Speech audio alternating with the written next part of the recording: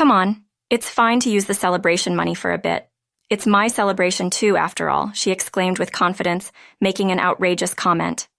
Her parents' unmistakably disapproving faces were quite memorable. My name is Marka. This year I finally turned 60, and now I'm going to tell you about something that happened when I was 50. Back then, my son Arnold, whom I had raised single-handedly, had become independent, and I was enjoying my newfound freedom. Just when I thought I had it all figured out, Arnold introduced me to a woman he wanted to marry. She was 25, 5 years younger than Arnold. My first impression of her was striking. She was slender and beautiful, a lady with a serene and calm aura. I couldn't help but wonder, could such a gorgeous and seemingly perfect woman really become Arnold's wife? A side note here, Arnold looks a lot like me, not the most handsome, or rather, he has a face with character. Despite that, Arnold, being very attentive and kind, always had a girlfriend. Surprisingly enough, feeling a bit uneasy about the mismatch between the beautiful woman and Arnold, I still felt a burst of pride that such a girl had chosen my son. After chatting with her for a while, I said, "I've prepared dinner. Please have some before you leave," and laid out the evening meal. That's when she exclaimed in a slightly bewildered tone, "Oh, steak." "You don't like it?" I asked. "No, it's not that." On that day, determined to treat my future daughter-in-law to something special, I splurged and ordered delivery from a renowned restaurant. The menu included gratin steak and pasta.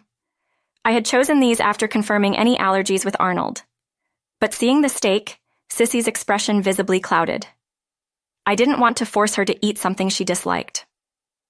I was aiming to build a relationship where we could speak freely about anything. After all, one of the reasons I divorced my ex-husband was the poor relationship with my mother-in-law. I didn't want to put Arnold's wife through the same ordeal. "You can be honest if there's something you don't like," I said. "No, it's okay," she replied. "Don't force yourself. It's okay to leave some," I insisted. "Thank you," she smiled as she said this, but her smile seemed slightly unnatural. I felt a hint of disgust in her expression. In the end, she only ate a bit of the pasta, didn't touch anything else, and left after taking some supplements she brought. From what I heard, those supplements were for reducing fat absorption after meals and preventing swelling by eliminating salt and some vitamins. She apparently talked about these supplements more enthusiastically than she talked about Arnold. When I later asked Arnold about it, he said she was very conscious about her beauty. It turns out that Arnold and she met because they attended the same gym. She was known there for her strict regimen. Since they started dating, they never went out to eat, partly because Arnold often got home late. They primarily had dates at Arnold's apartment, where he lived alone. The meals were often prepared by her, who brought her own ingredients. Come to think of it, the menu was always healthy. Maybe she was subtly avoiding dining out because of the calorie counting. "Would you like to go out sometimes?" Arnold asked. The invitation was always met with, "You're too tired." After all, it seems that this was her gentle way of declining. Arnold concluded that she didn't eat the prepared food because it would exceed her daily calorie intake. She avoided dining out not to exceed her calorie limit. That's why she cooked calculated healthy meals for Arnold at home. Arnold, not thinking much about it since she was the one cooking, didn't realize she was controlling calories to such an extent, and didn't mind her taking supplements after meals at home. After expressing this, Arnold said, "I guess we should have dined out occasionally." I realized then that Arnold also felt somewhat uneasy about Sissy's behavior.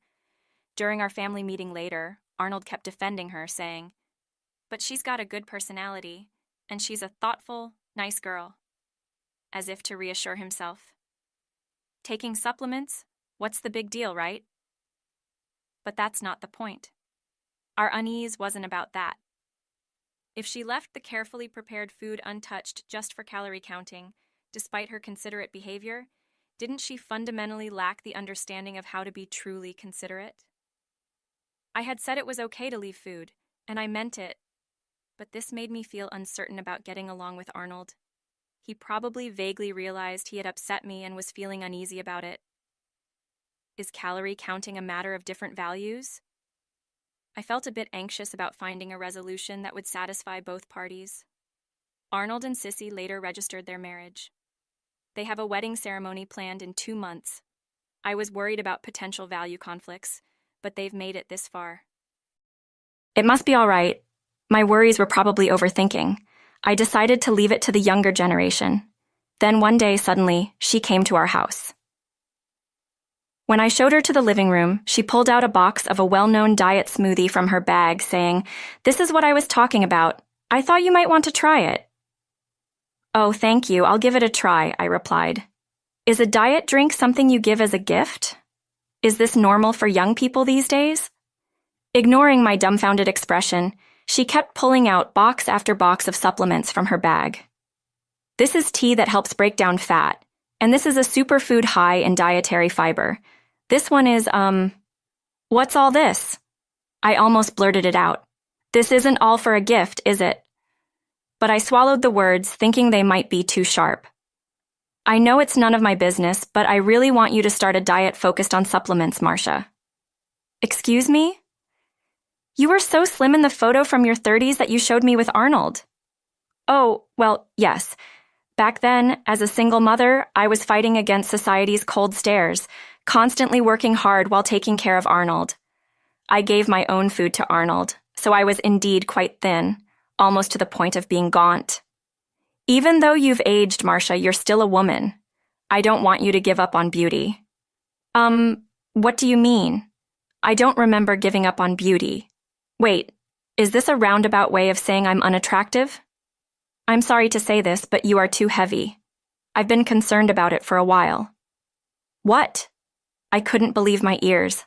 I am aware that I'm about 11 lbs over the average weight for my age group, but losing more weight would only make the wrinkles on my face more noticeable. When I was younger, being thin was more flattering since I had no wrinkles. But now, it's hard for my face to retain fat, and for some reason, it's the first place where I lose weight. As a result, when I lose weight, various face wrinkles become more pronounced, and my skin loses its firmness. Aging is scary. When young, being slim is better. But with age, it can make you look older. Something she doesn't seem to understand yet. Well, that's expected.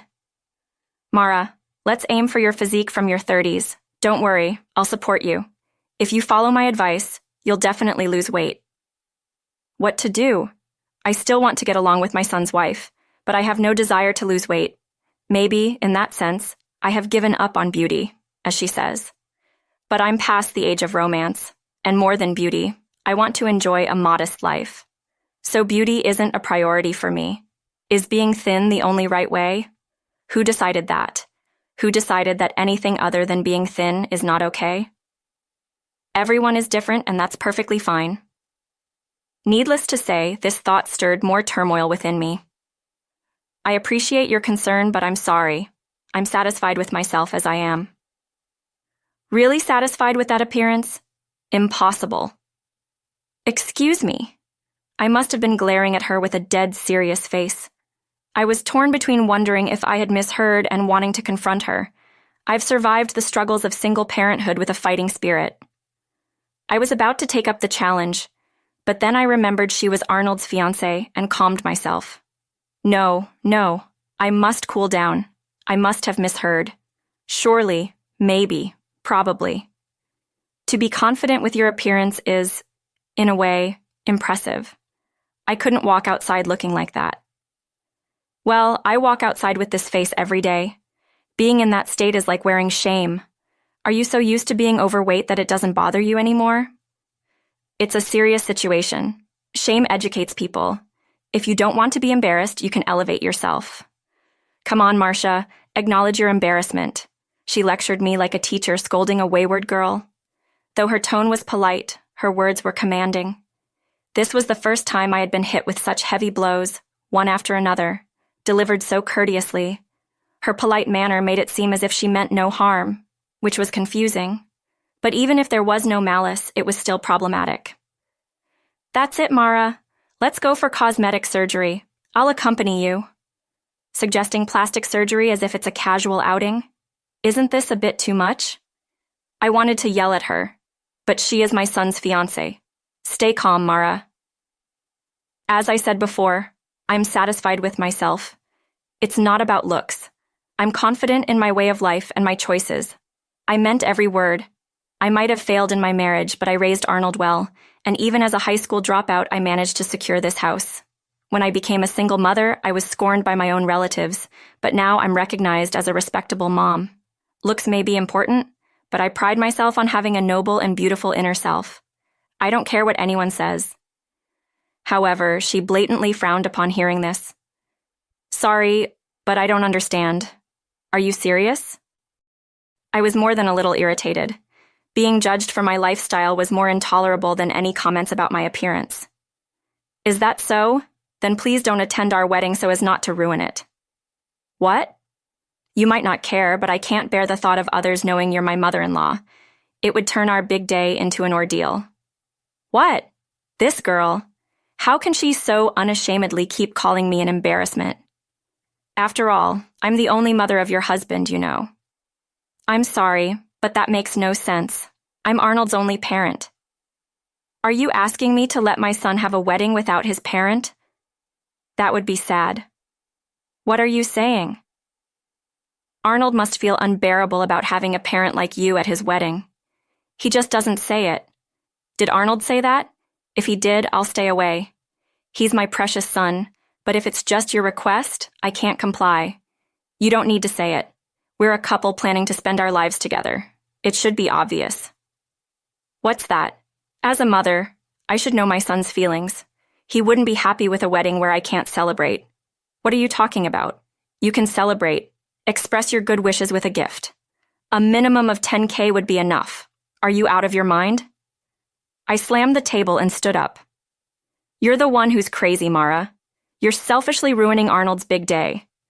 I'd hoped you'd lose weight voluntarily, but now with the wedding close, having someone who lacks self-control as a relative is unbearable. I wish we could cut ties. If not, the only way to hide your existence is for you to miss family gatherings. Please understand the feelings of someone who has to say such difficult things. Sissy's eyes, full of defiance, were very serious. She genuinely thought I was an embarrassment and believed Arnold felt the same but couldn't say it, making her look like a victim. I believed Arnold couldn't possibly think that.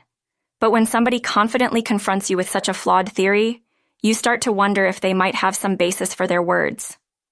This can't be true, but if it is, I'm the one who's wrong. I felt shaken, unsure what to do, but there's no point worrying about uncertain outcomes. My strengths are quick adaptability and decisiveness. All right, I'll ask Arnold myself. When I said that, I quickly took out her mobile phone and started calling Arnold. Hello, sorry to bother you at work. If only she'd put it on speaker mode. I can't hear what Arnold is saying. I'm at your mom's house right now. I came to tell Mara to diet and get cosmetic surgery. I heard Arnold's surprised voice for a moment, probably saying, what? Or, huh? I know it's embarrassing for you if Mara attends the wedding. I told her in your place. Yes, that's right, she replied. She refused both the surgery and diet, so I thought we'd have her miss the wedding and express her congratulations with a gift. I was scared to hear how smoothly the conversation between and Arnold was going. Could Arnold really agree with at that moment?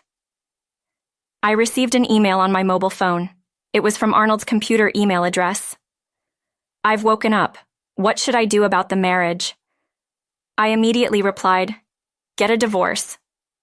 Continued talking on the phone. Of course, Mara said it wasn't true. I'm relieved. I thought I was overstepping. Another email from Arnold came in. Don't believe what she said on the phone.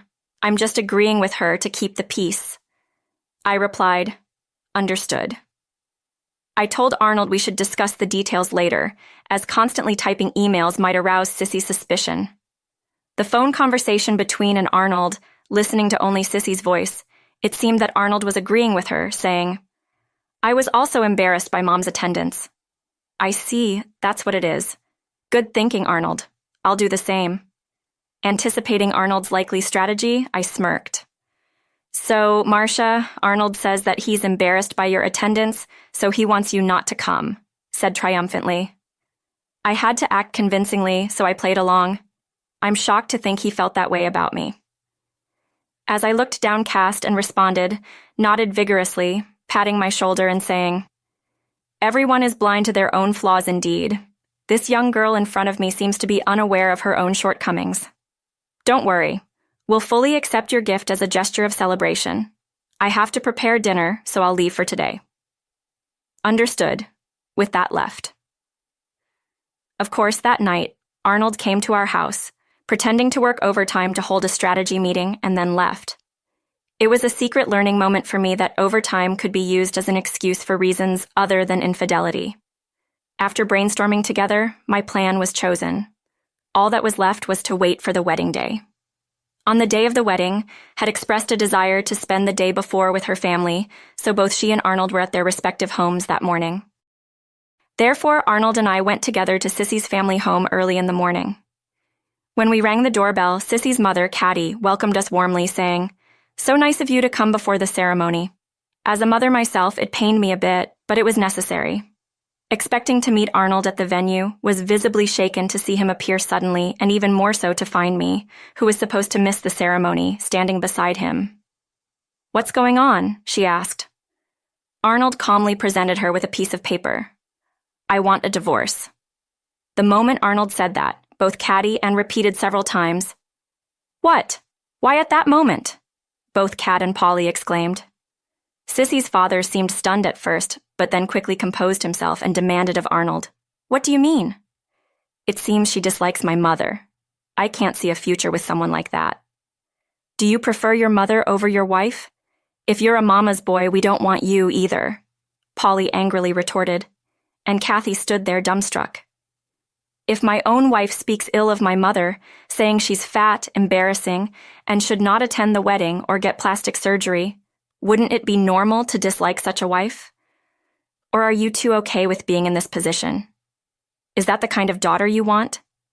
If valuing the parent who raised me over an unreasonable wife is being a mama's boy, then I am one. If my mother had harassed my wife, I would have cut ties with her. I'm just siding with what's right. Am I wrong?" Arnold spoke fluidly. Watching Arnold speak so fluently, I felt a bit moved, thinking about how much he had grown. The child who used to walk holding my hand was now standing in front of me, taking a stand for what's right despite the struggles and challenges. I was truly glad to have given birth to and raised this child. "You wouldn't say such things. Stop lying." At that moment, Polly shouted over him, "Why? You also said you were embarrassed by Marcia." Just as Polly was about to argue that she would never say such unreasonable things herself, Sissy admitted to her own outrageous remarks. Polly turned to her in surprise. "That was an act. I've been communicating with my mother, and my phone conversation with you was all lies," Arnold revealed. "So you deceived me?" Sissy exclaimed. "It turns out that way, but don't you think you're responsible too?" "Why? I'm not wrong. If Mara came to the wedding, everyone would laugh." "No. My mother is well known among my friends and acquaintances. She's a bit of a local celebrity, so being laughed at is impossible. The reception might even turn into a reunion." "That can't be. Moreover, I don't have friends who would mock my parent," Arnold stated firmly. Seeing Sissy's silence, her parents seemed to start realizing that mine and Arnold's stance was correct. "Why? Why would you do such a thing?" Polly repeated in disbelief, his expression becoming stern. I was worried that our claims might not be accepted since we hadn't recorded Sissy's harsh words. But fortunately, she had created a disadvantageous situation for herself. "But why bring divorce papers on the wedding day? That's the worst." Sissy's tearful plea left everyone speechless. Did she really think she could get compensation? "We'll still have the wedding. I won't sign the divorce papers. I won't let us separate." Sissy sounded like a petulant child. The composed woman from the family meeting was nowhere to be seen.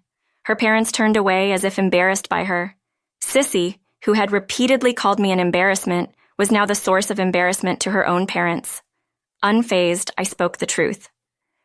"There won't be a wedding or reception today." "What?"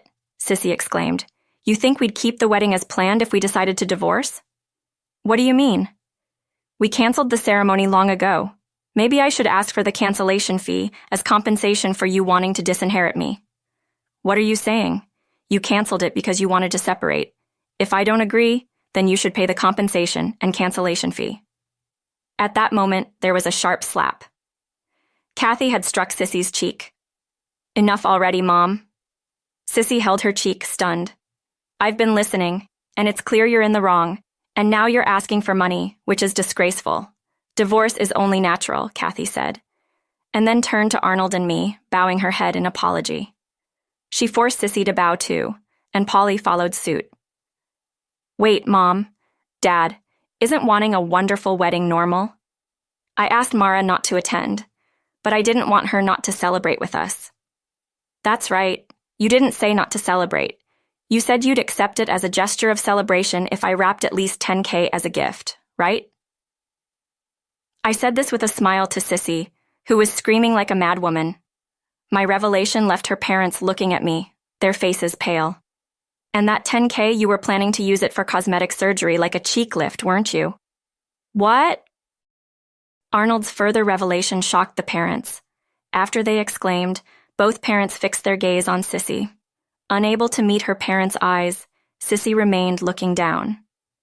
"I heard you on the phone booking cosmetic surgery, and I overheard you telling a friend you'd use some of the gift money for facial maintenance," Arnold continued. Sissy's face quickly turned red. She was probably embarrassed that her husband Arnold, of all people, knew about her plans. "So what's wrong with wanting to be a beautiful wife? It's just removing wrinkles with surgery, and using a bit of the gift money for it is fine. It's also for my celebration." Puffing out her chest, Sissy made this outrageous claim confidently. Her parents, evidently embarrassed by her, held their heads in their hands. Sissy initially had adamantly refused to divorce. However, after being repeatedly scolded by her parents, she finally signed the divorce papers. Her parents kept apologizing to us, saying, "We're sorry for tarnishing Arnold's family name because of our daughter." When she signed the papers, she seemed to finally realize it was over and tearfully apologized to Arnold and me. She kept begging, "Please reconsider, don't leave me." But it was too late. Arnold did not change his mind, and later filed the divorce papers at the office. Regarding the cancellation fees and the cost of the rings, her parents understood it was their responsibility to pay, and we were fully reimbursed. Strictly speaking, we were refunded not only the expected amount, but also an additional sum. According to her parents, it was considered compensation after the divorce was forced by her parents. She had to quit her job and move to Burlington to live with her grandmother. Sissy's parents, believing that her obsession with beauty stemmed from her glamorous city life, apparently decided to send her to live with her grandmother on a farm, immersing her not in glitter but in the muddier aspects of life. This way, they thought she would stop comparing her appearance with others. Moreover, with mostly elderly people around and no such targets for comparison, they believed that her excessive beauty consciousness would likely subside, if even reluctantly. Additionally, Sissy's dislike of insects and her tendency toward germophobia would make it even more challenging for a person raised entirely in the city. There would be nothing to like in Burlington. "That's quite a harsh punishment," Arnold laughed. Currently, Arnold, unable to give up on marriage, regularly attended events for divorced individuals, where he met and married a woman. Interestingly, this woman was fuller-figured than I am. Although I knew Arnold didn't choose his former wife for her looks, I never expected him to remarry someone so different. However, she's a kind and gentle wife, and now they are blessed with a son and a daughter. This Valentine's Day, I plan to make chocolates with my grandchildren for Arnold. We're also planning to go to the pool with Arnold's family and the grandkids this summer, making up for the last 2 years we've missed due to the pandemic. I'm a little apprehensive about being invited to the water slide. I worry about whether my aging hips can handle it, but I'll give it a go. Surrounded by my beloved son Arnold, his wife, and adorable grandchildren, I am happy as